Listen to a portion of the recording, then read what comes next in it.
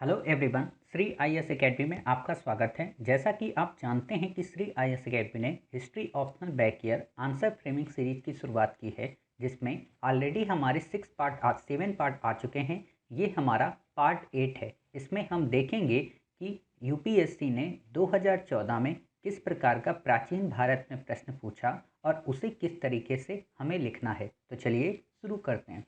जैसा कि आप देख रहे हैं, ये इतिहास वैकल्पिक विषय का प्राचीन भारत का प्रश्न है। 2014 में पूछा गया 20 नंबर का, अर्थात 300 शब्दों में आपसे लिखने को पूछा गया। तो सबसे पहले हम प्रश्न को पढ़ेंगे, इसे इनकोड करेंगे और फिर देखेंगे कि वास्तव में इस प्रश्न को हमें कैसे लिखना है। साथ ही इस प्रश्न के इतर इस टॉपिक की जितनी भी समझ होगी, हम उसे आपको पूरी तरह से बताएंगे, ताकि आप इससे संबंधित जो इंडिपेंडेंट प्रश्न आते हैं उनको कैसे सॉल्व कर सकते हैं। क्लियर? तो ये हमारा वीडियो लगभग 20 से 25 मिनट के आसपास का हो सकता है। तो प्रश्न है, अशोक के धम्म के स्वरूप के विषय में इतिहासकारों की विभिन्न व्याख्याओं का विवेचन कीजिए। क्या उसके धम्म विजय के सिद्धांत ने मौर्य साम्राज्य को सैनिक दृष्टि से दुर्बल बना दिया था? देखिए, काफ़ी अच्छा प्रश्न है। इस प्रश्न में दो चीज़ें हैं। पहली ये कि अशोक ने जिस चीज़ को शुरू किया, क्या उस चीज़ ने मौर्य साम्राज्य को पतन की कगार पर लाकर खड़ा कर दिया, या फिर कुछ और ही चीज़ थी। समझ गए मूल रूप से? अब हम इसको इनकोड करते हैं। आपसे कहा है कि अशोक के धम्म के स्वरूप, अर्थात अशोक का जो धम्म था या अशोक की जो धम्म नीति थी, उसके संदर्भ में इतिहासकारों ने जो अलग अलग व्याख्याएं की हैं उसे आप हमें बता दीजिए और उसका विवेचन भी कर दीजिए। विवेचन का क्या मतलब होता है कि जो व्याख्याएं उन्होंने दी हैं वो किस हद तक सही है। क्लियर? और जब आप ऐसा कर लें तो आप हमें फिर ये भी बता दें कि जो उसका धम्म विषय था, उसके जो सिद्धांत थे, क्या उन्होंने मौर्य साम्राज्य को सैनिक दृष्टि से दुर्बल बना दिया था। क्लियर? तो आप समझ सकते हो कि वास्तव में ये है तो इतिहासकार का ही स्टेटमेंट। कहने का मतलब, जिन इतिहासकारों ने अशोक के धम्म की व्याख्या की है, तो उसी में से किसी ने ये भी निष्कर्ष दे दिया कि उसकी इस धम्म नीति ने मौर्य साम्राज्य को सैनिक दृष्टि से दुर्बल बना दिया था। क्लियर? लेकिन जब आप तथ्य और तर्क के आधार पर इसका विवेचन करोगे तो आपको पता चल जाएगा कि वास्तव में मौर्य साम्राज्य को सैनिक दृष्टि से दुर्बल नहीं बना पाया था। क्लियर? तो हम इस चीज़ को देखेंगे। अब जब हम अशोक के धम्म को पढ़ते हैं, देखिए इसका उत्तर फ्रेम तो हम आपको बता देंगे कि इसमें वास्तव में क्या लिखना है, लेकिन हम यहाँ कोशिश करेंगे कि धम्म के स्वरूप को लेकर इंडिपेंडेंट रूप से, जैसे कुछ लोग कहते हैं कि बौद्ध धर्म था, कुछ लोग कहते हैं कि ये नैतिक विधान था, कुछ लोग कहते हैं राजनीतिक महत्वाकांक्षा थी, कुछ लोग कहते हैं उस समय की ज़रूरत थी, कुछ लोग कहते हैं कि ये बौद्ध धर्म से प्रेरणा प्राप्त था, कुछ लोग कहते हैं कि जो इसके नीति नियम थे वो वैदिक संहिताओं में ही निहित थे। ऐसी कई सारी चीज़ें हैं। या आप अर्थशास्त्र का ये ऋणी था, ऐसी बातें लोग कहते हैं। तो हम इसको एक एक करके पहले ये देखेंगे कि वास्तव में धम्म था क्या और धम्म के स्वरूप के अंतर्गत बातें कौन सी थी। हालांकि इन सब चीज़ों को जो हम बताएंगे, धम्म के स्वरूप की जो अलग अलग कई सारे पॉइंट्स में व्याख्या बताएंगे, उनको आपको नहीं लिखना है। आपको जो चीज़ लिखनी है वो हम बताएंगे कि वास्तव में आपको इस प्रश्न का उत्तर कहाँ से शुरू करना है और कहाँ पे इसे एंड कर देना है। लेकिन अगर आपको इस टॉपिक की व्यापक समझ हो जाएगी तो ही आप इस प्रश्न के ऐसे उत्तर को काफ़ी अच्छे से लिख पाओगे। क्लियर? तो जैसा कि आप जानते हैं, सबसे पहले हम इसे इनकोड करेंगे। तो जब इनकोड करते हैं तो पता चलता है कि धम्म के स्वरूप को लेकर इतिहासकारों ने जो विभिन्न व्याख्याएं की थी वो कौन सी थी, हमें उसका विवेचना करनी है। दूसरी चीज़ हमें ये बतानी है कि सैनिक दृष्टि से ये दुर्बल कैसे बना, अर्थात मौर्य साम्राज्य। और विश्लेषण उपयुक्त दोनों बातों का कर देंगे और तब फिर एक हम अपना निष्कर्ष दे देंगे। क्लियर? तो देखते हैं कि वास्तव में धम्म का स्वरूप क्या था। देखिए, ये जो हम धम्म का स्वरूप पढ़ रहे हैं, ये धम्म का स्वरूप अभी इतिहासकारों से इंडिपेंडेंट है। मतलब कि जैसे इतिहासकार कहते हैं ना कि ये बौद्ध धर्म की अनुकृति थी, ये राजनीतिक आवश्यकता थी, जैसे रोमिला थापर कहती हैं, है ना, फ्लीट कहता है, सबके अलग अलग विचार हैं। राधा कुमुद मुखर्जी क्या कहते हैं, इनको हम आगे देखेंगे। अभी बस हम पढ़ लेते हैं कि मूल रूप से धम्म था क्या। जैसे कुछ लोग कहते हैं कि ये व्यक्तिगत आस्था के साथ साथ अशोक का नैतिक विधान था। अर्थात अशोक की एक व्यक्तिगत आस्था थी कि वो ऐसे कोई धर्म को चलाए, ऐसी कोई नीति नियम सिद्धांत की बात करे जिसके आधार पर प्रजा खुश हो सके। कुछ लोग कहते हैं कि ये अहिंसा पर आधारित एक कल्पना थी। शिलालेख 1 के माध्यम से बेस बनाते हैं। कुछ लोग कहते हैं ये नैतिक आचार एवं सामाजिक दायित्व था, और इसके लिए वो कहते हैं शिलालेख 9 में आप देख सकते हो कैसे अशोक कहता है कि नैतिक आचार और सामाजिक दायित्व को प्रमोट करता है। वो कहता है कि शादी विवाह में ज़्यादा से ज़्यादा खर्च मत करिए, जो फालतू की यात्राएं हैं, अनावश्यक यात्राएं, उनको दूर करिए। इन सारी चीज़ों की वो आलोचना करता है। वो कहता है कि आप जो बुजुर्ग हैं उनकी मदद कीजिए। वो कहता है कि माता पिता की सेवा करो, बड़ों का आदर करो, अपने गुरुओं का सम्मान करो। इसके अलावा कहता है कि जो जीव जंतु हैं उनके प्रति सहिष्णुता का भाव रखो। अर्थात ऐसा ना करो कि आप उन्हें मारने लगो, यानी कि पशु बलि की रोक की बात करता है। साथ ही वो ये भी कहता है कि जो अलग अलग धर्म हैं या उस समय जितने भी संप्रदाय थे, लगभग 64 संप्रदायों का जिक्र आता है, उन सब के मध्य आप सह अस्तित्व रखो और सहिष्णु रहो। अर्थात आप ये ना कहो कि वो धर्म श्रेष्ठ है वो, या वो धर्म श्रेष्ठ नहीं है। क्लियर। इसीलिए आप देखोगे कि अशोक ने किसी विशेष संप्रदाय को प्रमोट नहीं किया। अब जब आप आगे पढ़ते हो ना कि किस प्रकार राधा कुमुद मुखर्जी ने ये कहा कि ये बौद्ध आराधना की बात है या बौद्ध उपासक की बात है, तो आप यहीं से खंडन कर सकते हो कि अशोक ने केवल ये नहीं कहा कि आप केवल बौद्ध को प्रमोट करो या बौद्ध धर्म से ये कहा कि आप सह अस्तित्व और सहिष्णुता की बात करो। उसने सभी धर्मों को इक्वली ट्रीट करने की बात की। इसीलिए उसने किसी विशेष धर्म को प्रमोट नहीं किया। आप ऐसे वहाँ आलोचना करोगे। खैर, अभी तो हम बस देख रहे हैं। फिर आप देखोगे ये इहलौकिकता के साथ साथ परलौकिक सुख की भी बात करता है। अर्थात अशोक के धम्म में न केवल इस जीवन की बात है, बल्कि जब इंसान मृत्यु का वर्ण करेगा तो उसके बाद उसे कैसा जीवन व्यतीत करना है, इसकी भी शिक्षा है। साथ ही कल्याणकारी राज्य को किस प्रकार प्रेरणा मिलनी चाहिए या कल्याणकारी राज्य का स्वरूप कैसा होना चाहिए, इस बात की भी यहाँ पे प्रेरणा दी गई। चाहे वो निर्माण कार्य की बात हो, नहरें खुदवाना या कुओं का निर्माण करवाना। खासतौर पर आप सुदर्शन झील को देखोगे, जब उसकी मरम्मत कराई जाती है, कई सारे ऐसे औषधि पेड़ लगवाए जाते हैं जो चिकित्सीय रूप से काफ़ी उपयोगी होते हैं। आप देखोगे कि इसने न केवल अपने राज्य में इस चीज़ का प्रचार प्रसार किया, बल्कि पड़ोसी राज्यों में भी इसके प्रचार प्रसार की बात की। चाहे वो नॉर्थ वेस्ट में एंटियोकस या एंटिकिन के पास भेजे गए धम्म जो महामात्र हैं उनकी बात हो, या साउथ इंडिया में चोलास या पांड्यास के पास भेजे गए जो धम्म महामात्र हैं, आप ये देख सकते हो। आप यहाँ तक देखोगे कि संघमित्रा को भेजता है श्रीलंका में बोधि वृक्ष के साथ में। तो ये क्या चीज़ें, यही चीज़ें तो हैं।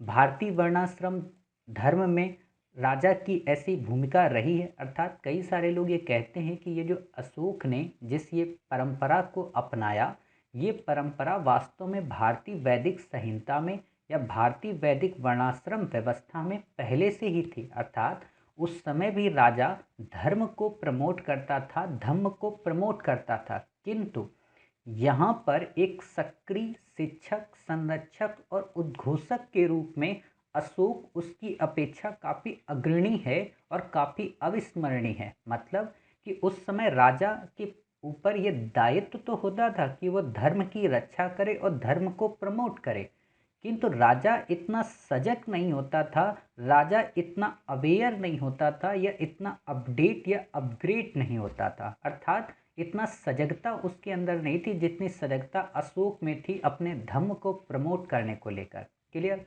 आप देखोगे कि शिलालेख 13 में जब वो कलिंग विजय कर लेता है, उसके बाद क्या कहता है कि भेरी घोष को हम त्याग देते हैं। अर्थात अब युद्ध के माध्यम से हम अपने साम्राज्य को स्थायित्व नहीं देंगे, और उसने युद्ध को त्याग कर धम्म नीति को अपनाया।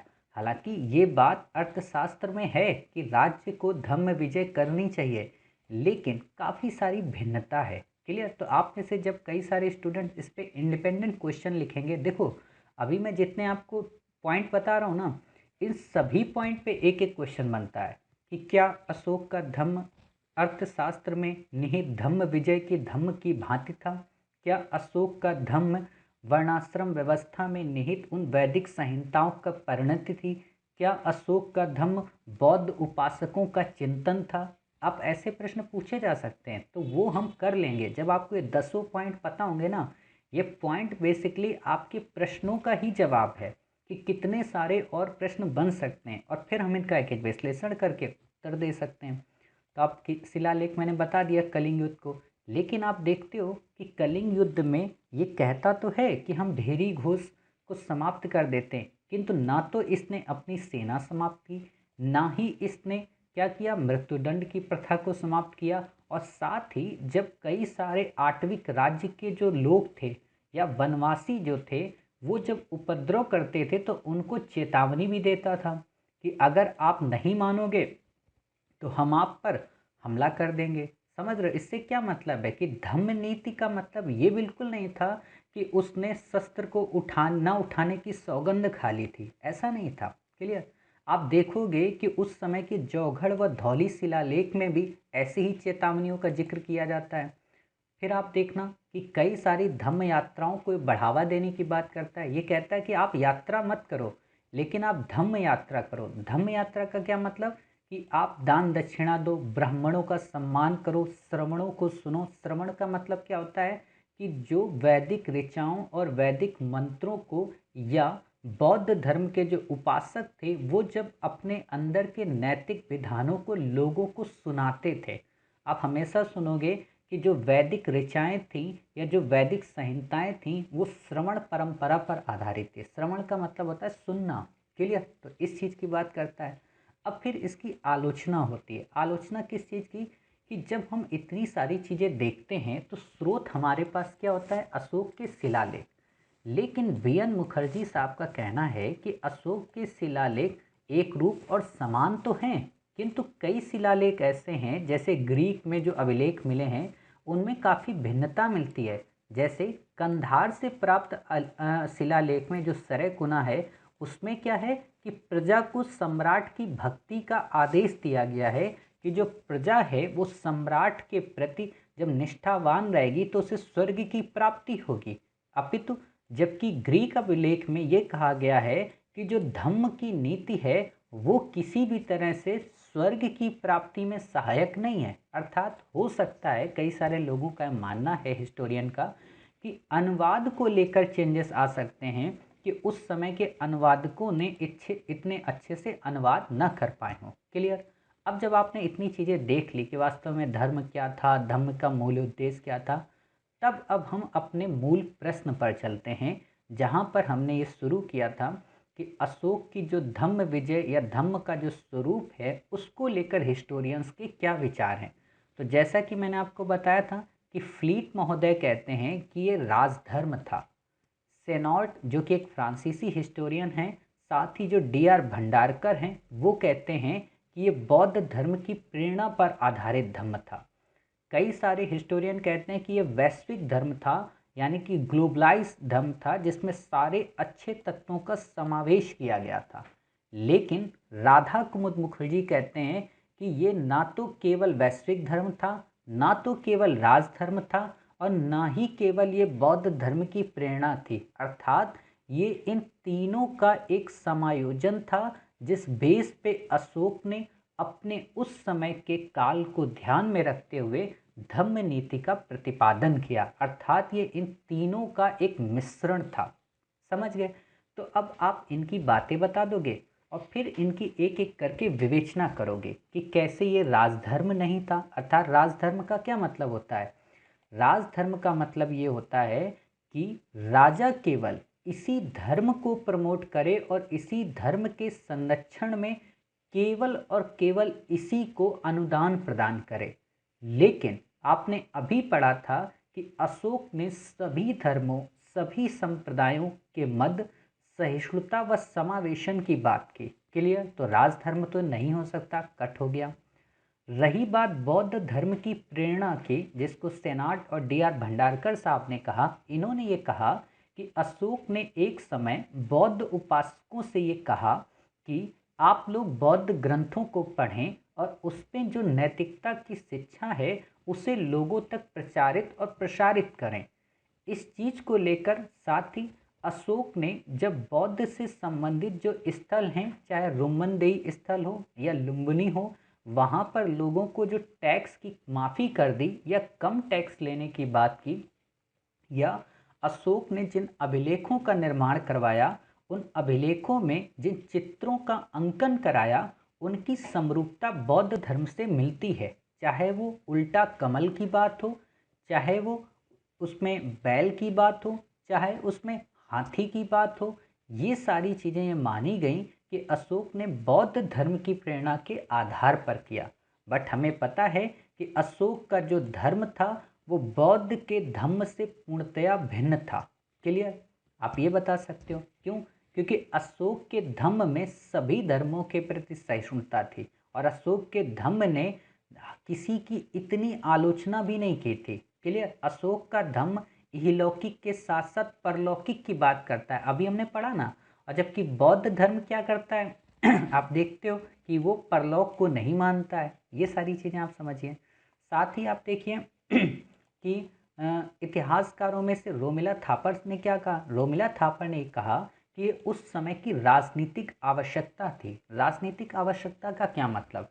देखिए, आप में से जब हिस्ट्री पढ़ते हो, आप लोग मौर्य साम्राज्य को जब पढ़ते हो तो आपको पता होगा कि मौर्य साम्राज्य की जो स्थापना हुई थी वो मगध साम्राज्य के अंतर्गत हुई थी। अर्थात उस समय जो शासक था घनानंद या धनानंद, उसको पराजित करके ही चंद्रगुप्त मौर्य राजा बना। और चंद्रगुप्त मौर्य ने चाणक्य के नेतृत्व में अपने आसपास के क्षेत्रों में विजय प्राप्त की। साथ ही उसके बाद उसके बेटे बिंदुसार ने शासन में जो क्षेत्र रह गए थे उन पर विजय प्राप्त की। अर्थात इनका जो शासन था वो ताम्रलिप्ति से लेके ताम्लुक तक और उत्तर से लेके नीचे कर्नाटक तक, कर्नाटक के कुछ एक क्षेत्रों तक था, यानी कि मास्की तक था इनका एरिया। क्लियर? ये चीज़ें यहाँ तक इन्होंने क्षेत्र का समावेशन कर लिया था। केवल कलिंग ही बचा था जो इनके आधिपत्य में नहीं आया था। समझ गए?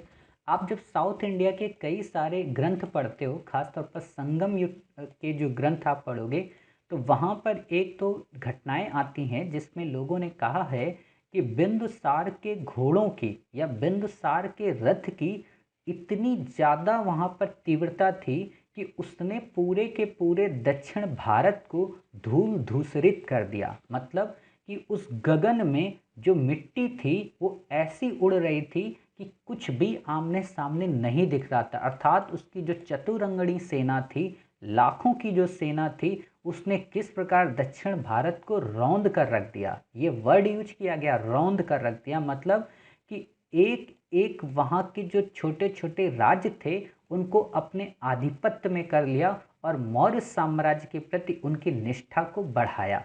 क्लियर? आप ये देखोगे तो जब ऐसी चीज़ें वो कर रहे थे, मतलब एक एक राज्य को जब जीत रहे थे, तो आप बताइए, आप जब किसी राज्य को जीतते हो और जीत कर वापस आते हो तो क्या आपको लगता है वहाँ की प्रजा, वहाँ के लोग आपके प्रति तुरंत निष्ठावान हो जाएंगे? नहीं होंगे। अर्थात वहाँ पर एक स्थायित्व देने की ज़रूरत थी। जो लोग असंतुष्ट थे या जो राजनीतिक सूत्र हमने शुरू किए थे उसमें जिन लोगों को असंतुष्टि प्राप्त थी उनको खुश करने की ज़रूरत थी। अर्थात उनको राज्य का एक कल्याणकारी स्वरूप दिखाने की ज़रूरत थी। क्लियर? इसीलिए उन्होंने ये सोचा अशोक ने कि अब तो केवल कलिंग बचा है और केवल हम कलिंग अगर विजय कर लेते हैं तो पूरा भारत तो हमारे अंडर में है ही। अब जीतने को जब कुछ शेष ही नहीं बचा तो खाली टाइम आप क्या करोगे? आप निर्माण कार्य ही तो करोगे। जैसे आप इसी चीज़ को जब मेडवल इंडिया में देखते हो, अकबर के टाइम पीरियड पर निर्माण कार्य कम हुए लेकिन शाहजहां के टाइम पीरियड पर निर्माण कार्य सबसे ज़्यादा हुए। क्यों? क्योंकि उस समय शासन लगभग जीता जा चुका था और जब शासन लगभग जीता जा चुका था तो राजा के पास एक ही चीज़ बची थी कि प्रजा को किस तरीके से रोजगार दें, किस तरीके से उसका इकोनॉमिक डेवलपमेंट करें। इसीलिए जो सबसे ज़्यादा इमारतों का निर्माण हुआ है वो शाहजहां के टाइम पीरियड पे हुआ। क्यों? क्योंकि उस समय स्थायित्व जो मुगल सत्ता को मिली वो शाहजहाँ के टाइम पीरियड पे मिली, ना कि अकबर के। क्योंकि अकबर तो हुमायूं के टाइम पीरियड पे, यानी कि हुमायूं के बाद सत्ता को 1555 में स्थापित करता है और 1605 में उसकी समाप्ति हो जाती है। क्लियर? तो उसको उतना टाइम पीरियड नहीं मिल पाया जितना कि शाहजहां को मिला। समझ गए? तो यही चीज़ें इसमें इन्होंने बताई कि अशोक के पास केवल एक विकल्प था कि वो साम्राज्य को अब धम्म की नीति के माध्यम से एक सूत्र में पिरोए। क्यों? क्योंकि अब लगभग सभी क्षेत्रीय राज्यों को जीता जा चुका था। क्लियर? ये रोमिला थापर का स्टेटमेंट है। आपने डी आर भंडारकर का भी देख लिया। फिर बात आती है कि अशोक ने, जब हम ये कहते हैं कि क्या केवल अशोक बौद्ध धर्म का उपासक था, तो जब वो बौद्ध का अगर उपासक होता तो आजीवक संप्रदाय को इतना दान दक्षिणा ना देता। आप देखोगे कि बराबर की गुफाओं में वहाँ से जो अभिलेख मिला है उसमें अशोक के द्वारा आजीवकों को संरक्षण देने की बात की गई है। साथ ही आप देखोगे कि अशोक के पहले चंद्रगुप्त जो थे, मतलब अशोक के दादाजी जो थे, वो क्या थे? जैन धर्म को उन्होंने अपनाया था। बिंदुसार को आप देखोगे उन्होंने आजीवक को अपनाया, और अशोक को देखोगे उन्होंने बौद्ध को अपनाया। तो ये सब चीज़ें अलग अलग थी ना, यानी कि समय की ज़रूरत के हिसाब से इन्होंने अपने धर्म का चोला ओढ़ा। क्लियर? तो आप ऐसे देख सकते हो। फिर आप अब बात आती है कि आखिरकार मौर्य साम्राज्य का पतन क्यों हुआ। पतन का एक कारण तो यहाँ पे इन्होंने दिया है ना कि मौर्य साम्राज्य का पतन इसलिए हो गया क्योंकि अशोक की धम्म नीति जिम्मेदार थी। लेकिन हम इससे और भी इतर कई सारे ऐसे पॉइंट्स देखेंगे जो मौर्य साम्राज्य के पतन को बताते हैं। जैसे हरप्रसाद शास्त्री क्या कहते हैं? वो कहते हैं कि अशोक की जो ब्राह्मण विरोधी नीतियां थीं उन्होंने मौर्य साम्राज्य को पतन की ओर ले गए। ब्राह्मण विरोधी नीतियों का क्या मतलब?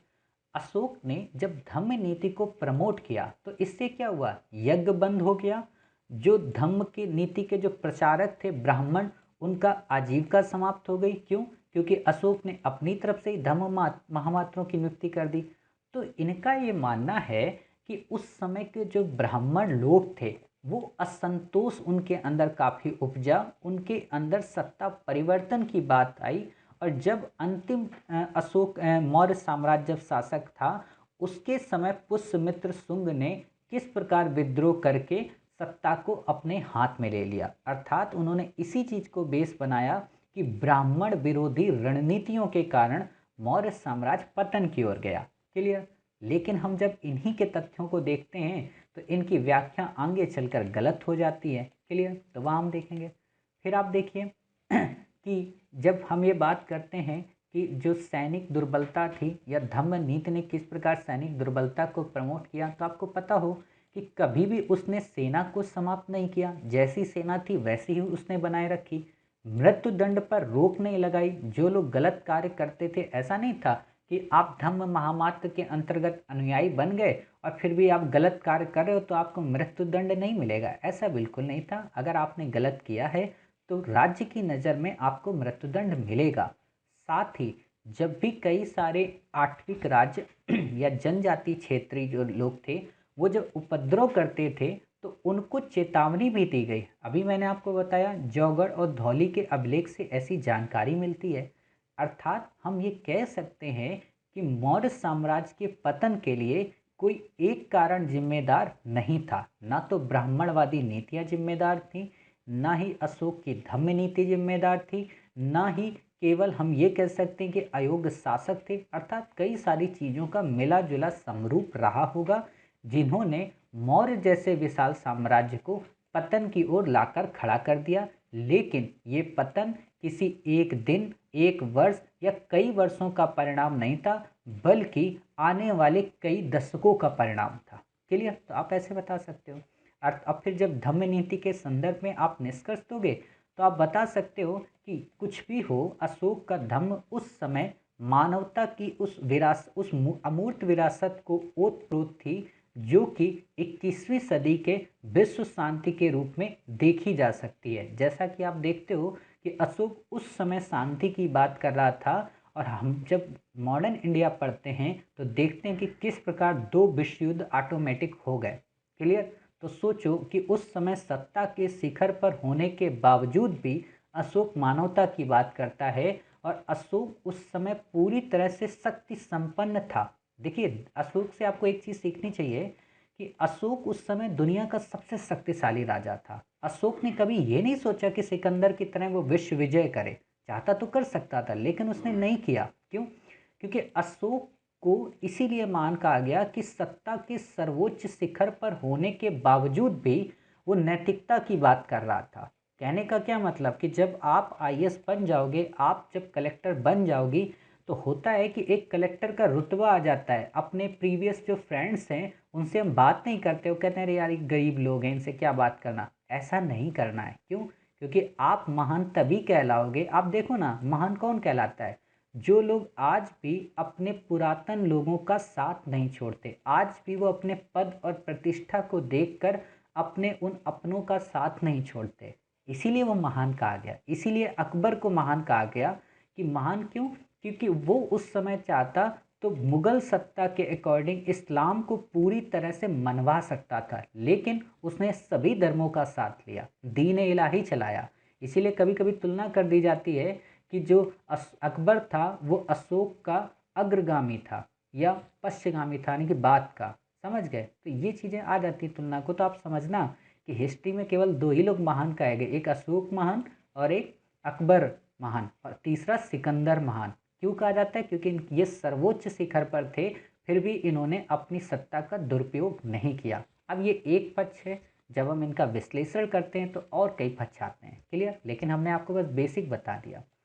तो इस तरीके से आपने देखा कि हमने न केवल इस प्रश्न को पढ़ा, बल्कि इसके साथ साथ अन्य जो संदर्भ बिंदु हो सकते हैं उनके उत्तर को टैकल करने की कोशिश की। अब आप में से इस प्रश्न को लिखना कैसे, तो आप क्या करेंगे? सबसे पहले बता देंगे कि अशोक के धम्म के स्वरूप को लेकर कई इतिहासकारों में मतभेद है।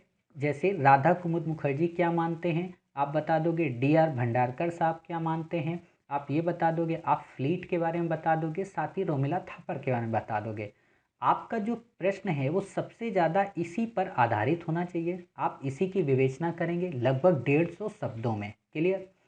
फिर आप क्या करें कि इसके इतर थोड़ी सी व्याख्या कर दें 50 से 60 शब्दों में, और अंतिम आप 100 वर्ड जो आपके बचें उसमें आप ये बता दें कि कैसे सैनिक दृष्टि को इसने दुर्बल बनाया, लेकिन हम इसके सिद्धांत से सहमत नहीं हैं। क्लियर? पूर्णतः सहमत नहीं। हाँ, ये ठीक है कि थोड़ा बहुत इसने दुर्बल बनाया होगा, लेकिन अभी उसकी कोई जानकारी तथ्यात्मक रूप से उपलब्ध नहीं है। ऐसा नहीं कि कोई हमारे पास ऐसी तथ्यात्मक जानकारी हो कि उस समय उसकी सेना में 25 लाख लोग रहते थे और फिर उसकी सेना में 5 लाख बचे। ऐसी कोई जानकारी है नहीं, तो हम ये कह नहीं सकते कि सैनिक दृष्टि से कैसे दुर्बल हो गया। क्लियर? तो उम्मीद है आपको ये प्रश्न समझ में आया होगा, इसका उत्तर आपको अच्छा लगा होगा, साथ ही आपको इससे संबंधित अन्य टॉपिक भी समझ में आए होंगे। आप में से जब भी कोई पर्सन इस पे इंडिपेंडेंट रूप से प्रश्न लिखेगा तो हम उसको और डेप्थ में अध्ययन करेंगे। जैसे अगर आप में से किसी ने ये लिखा कि क्या अशोक का धम्म बौद्ध धर्म की अनुकृति था या प्रतिलिपि था, तो हम काफ़ी और डिटेल में करेंगे। क्लियर? और साथ ही हम जब अपनी हिस्ट्री ऑप्शनल की क्लास शुरू करेंगे 1 मार्च से, तब तो इसको और ही डिटेल में कंप्लीट करेंगे। क्लियर? तो उम्मीद है आपको प्रश्न समझ में आया होगा। मिलते हैं एक नए प्रश्न के साथ, तब तक अपना ख्याल रखिए और स्वस्थ रहिए।